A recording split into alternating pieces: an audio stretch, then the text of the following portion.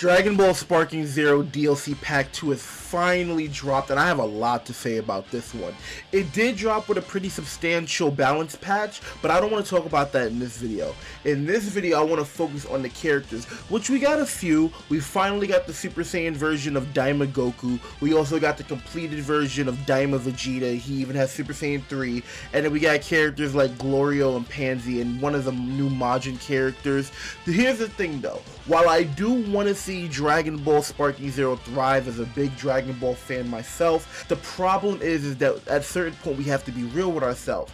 How much content is this? What I mean by that is, yeah, we're getting these characters and that's fine, but with a lack of stages, any customization being added, new modes to the custom battles, or even more raids like the Broly one that we got, there's not a lot of content here. And yeah, everyone's having fun experimenting, putting new teams together for the first couple of days, but how long is that gonna last? We've already established that Dragon Ball Sparking Zero isn't a competitive game, and that's fine, but you do want to retain your player base. You don't want them to just come in for 2 weeks for content that they paid for already, on top of paying for the full game, just to say, here's 2 weeks of fun, we'll see you in 6 months when we drop more characters, and then you'll have another 2 weeks of fun, and then they're gonna do a second season pass for whatever characters that should have been in the main game.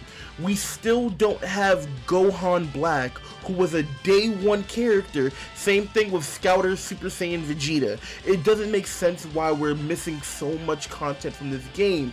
Yeah, I do appreciate what the devs have done and how receptive they were in the beginning of the game, but that still doesn't excuse the fact that there is just a lack of content that we're getting to make this game more fun for a longer period of time. Mostly more maps and more customization. They could be adding more skills, they could be adding more outfits. The fact that Super Saiyan Team Gohan doesn't have his Bojack outfit is kind of ridiculous. It's just small little things like that that would go a long way to enhance the game, because yeah, the balancing between characters like UI Goku is important, but you also have to have a full completed game. Fixing UI Goku doesn't necessarily mean the game is just now everyone's gonna flood back in, all million players that don't play the game. If they added more to this game, then I feel like we would play it more.